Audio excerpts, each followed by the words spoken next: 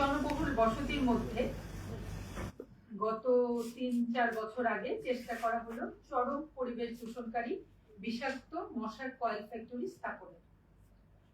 ৭০% জায়গা জুড়ে এই মশার কয়েল ফ্যাক্টরিটি, যেটির নাম হচ্ছে শারমিন কেমিক্যাল ওয়ার্কস, এই মশার কয়েল ফ্যাক্টরি যদি স্থাপিত হয় তাহলে আপনারা সবাই জানেন যে কয়েলের যে বিষাক্ত দূষণ, তার ফলে সেই বায়ু দূষণ হবে এবং স্বাস্থ্যের প্রতি ঝুঁকিপূর্ণ অবস্থা তৈরি হবে এবং এর কারণে এলাকার কেউই বসবাস করতে পারবেন না।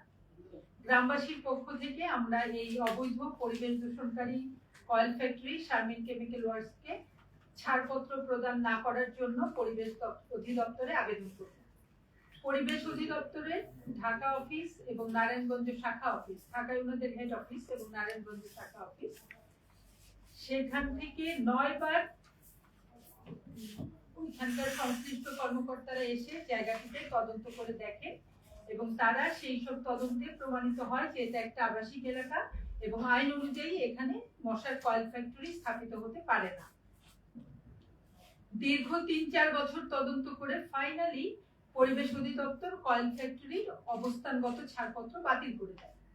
আমরা যখন পরিবেশ অধিদপ্তরের আইনি সিদ্ধান্তে সন্তুষ্ট, তখন জানতে পারলাম সেই কয়েল ফ্যাক্টরিকে বেআইনিভাবে মন্ত্রণালয়ে আপিল করে ছাড়পত্র প্রদান করা হয়েছে।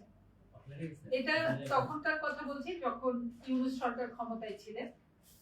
তখন আমরা অনুমান করলাম যে আপিল কর্তৃপক্ষকে ব্যবহার করে কোম্পানিটি কোনো না কোনো বেআইনি উপায়ে ছাড়পত্র পেয়ে গেছে। তখন আমরা তৎকালীন যে পরিবেশ উপদেষ্টা ছিলেন তার সাথে দেখা করলাম এবং তিনিও তখন বিস্মিত হয়ে বললেন যে মন্ত্রণালয় কখনো কোনো এরকম কোম্পানিকে ছাড়পত্র দিতে পারে না। তারপর তিনি বিষয়টি প্রতিকারের নির্দেশনা দিলেন এবং পুনরায় একটা তদন্ত শুরু করলেন। এই পুনঃতদন্তের সময় পরিবেশ অধিদপ্তর এবং মন্ত্রণালয়ের প্রতিনিধি সহ অধিকতর তদন্ত হলো। তারা এলাকায় গেল এবং জায়গাটা দেখলো, আশেপাশে কি আছে না আছে দেখলো, যেসব নিয়ম কানুন আছে যে এই ধরনের ফ্যাক্টরি স্থাপনের সময় তার 1 কিলোমিটার জায়গা জুড়ে আসলে কোনো জনবসতি থাকার বিধান নাই, বাফার জোন বলা হয়। এই বাফার জোনটা যদি না থাকে তাহলে সেখানে এই ধরনের কোনো ফ্যাক্টরি স্থাপন হতে পারে না। যখন তারা দেখলেন যে কোন রকম নিয়ম কানুনেরই এখানে পরোয়া করা হয়নি, তখন গত বছর ডিসেম্বরে আবার তাদের আপিলের মাধ্যমে পাওয়া 20 আগস্ট ওনারা আপিলের মাধ্যমে যে ছাড়পত্রটি পেয়েছিলেন গত বছর, সেটি ডিসেম্বর মাসে বাতিল করা হয়। তো আমরা ভাবলাম যে এবার শেষ হয়েছে, সব প্রসিডিউর শেষ হয়েছে। কিন্তু সম্প্রতি আবার আমরা শুনতে পেলাম যে ওই কয়েল ফ্যাক্টরিটি মানে শারমিন কেমিক্যাল ওয়ার্কস আবার আপিল কর্তৃপক্ষের মাধ্যমে ছাড়পত্র পাওয়ার চেষ্টা করছে। তারা পরিবেশ মন্ত্রণালয়ে আবারও আপিল করেছে যাতে তাদের বিষয়টি বিবেচনা করে অবস্থানগত ছাড়পত্র দেওয়া হয়। এবং আরো জানলাম যে আগামী 6 আগস্ট, এই তো আপনারা জানেন এই বৃহস্পতিবারে, মন্ত্রণালয়ে আপিল কর্তৃপক্ষ এই শুনানিটি গ্রহণ করবে।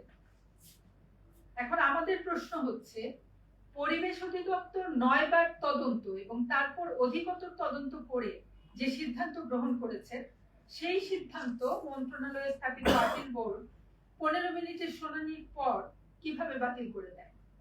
এবং আপিল আসলে কতবার করা যায়? একবার তো আপিল করে বাতিল করা হয়েছে, এখন আবার সেই আপিল কেন গ্রহণ করা হলো? যখন ওই 9 বারের তদন্ত আছে এবং সেই সব রিপোর্ট আছে, সেগুলোর চিঠি আছে, তারপরে আবারও তার আপিলের যে আবেদন করেছেন সেটা গ্রহণ করা হচ্ছে এবং 6 আগস্ট আবার সেটা শুনানির কথাও বলা হয়েছে। এটা তো একটা কোম্পানি যদি একবার তাকে বাতিল করে দেওয়া হয় বা 9 বার তদন্তের পর বাতিল করে দেওয়া হলো, তারপর সে আবার আপিল করলো আর সেই আপিলেও বাতিল করা হলো, এখন আবার আপিল করছেন যাতে এবার তারা পান। তা আমাদের যে আশঙ্কা সেটা হচ্ছে যে এই সমস্যাটিকে, মানে এই যে পরিবেশ দূষণের যে জীবন মরণ সমস্যা আমাদের গ্রামবাসীদের জন্য তৈরি হয়েছে, এটি শুধু আমার একার সমস্যা না, এটি পুরো গ্রামেরই সমস্যা। আপনারা জানেন যে আমার পাশে এখানে মসজিদ কমিটির সভাপতি আছেন, মন্দির কমিটির সভাপতি আছেন, ওনারাও কথা বলবেন। আমার কাছে এটাই, মানে আমাদের যেটা আশঙ্কা সেটা হচ্ছে যে আপিল বোর্ড আবারও ওই কয়েল ফ্যাক্টরিকে ছাড়পত্র দেওয়ার জন্য পায়তারা করছে, এটা আমাদের আশঙ্কা। এবং আপনাদেরকে জানাই যে এই একই এলাকায় পরিবেশ অধিদপ্তর এর আগে একটা পোল্ট্রি ফার্ম ছিল, ইমাম পোল্ট্রি ফার্ম, সেটি অবৈধভাবে স্থাপন করা হয়েছিল এবং সেইটার বিরুদ্ধেও আমরা পরিবেশ অধিদপ্তরে জানিয়েছিলাম এবং সর্বশেষ বিষয়টি আদালত পর্যন্ত গড়িয়েছিল এবং 10 বছর পরে আদালত রায় দিয়েছিল যে এই এলাকাতে আবাসিক এলাকা এবং এখানে কোনো শিল্প কলকারখানা স্থাপন করা যাবে না। অথচ এখন মুরগির ফার্মের চাইতে বহুগুণে পরিবেশ দূষণকারী আরেকটি ফ্যাক্টরি স্থাপন করা হচ্ছে, যেটা অনেকাংশেই আদালত অবমাননার শামিল বলে আমরা মনে করি। আমরা আজকের এই সংবাদ সম্মেলনের মাধ্যমে মসজিদ, মন্দির এবং ওখানে একটি মাদ্রাসাও আছে, সেই মাদ্রাসার দেয়াল ঘেঁষে এই প্রস্তাবিত এই কয়েল ফ্যাক্টরিকে পুনরায় যাতে ছাড়পত্র না দেওয়া হয় সেই জন্য আবেদন জানাই। আমরা এ বিষয়ে সংশ্লিষ্ট মন্ত্রণালয় এবং আমাদের মাননীয় প্রধানমন্ত্রী তারেক রহমানেরও দৃষ্টি আকর্ষণ করছি। আমরা এটার প্রতিকার চাই এবং আমরা একটা ন্যায় বিচার চাই এবং একই সাথে পরিবেশ আইনের ফাঁকফোকর বন্ধ করতে ব্যবস্থা গ্রহণ করার জন্য আবেদন জানাই। আমরা চাই যে পরিবেশ অধিদপ্তর যেন পরিবেশ মন্ত্রণালয়ের হস্তক্ষেপের কারণে তাদের দায়িত্ব পালনের ক্ষেত্রে কোনো বাধার সম্মুখীন না হয়। আপনারা দেখেন যে আমি একজন প্রিভিলেজড পারসন, যে আপনাদেরকে ডাকতে পেরেছি, আপনারা এসেছেন এবং আমি আপনাদের সামনে কথা বলতে পারছি, কিন্তু ওই গ্রামে আরো যে হাজার হাজার লোক আছেন এবং বাংলাদেশের আরো বিভিন্ন জায়গায় যেখানে পরিবেশ সন্ত্রাস তৈরি করা হচ্ছে, অনেকেই কিন্তু এই সুযোগটা পায় না, তারা কিন্তু বলতে পারে না।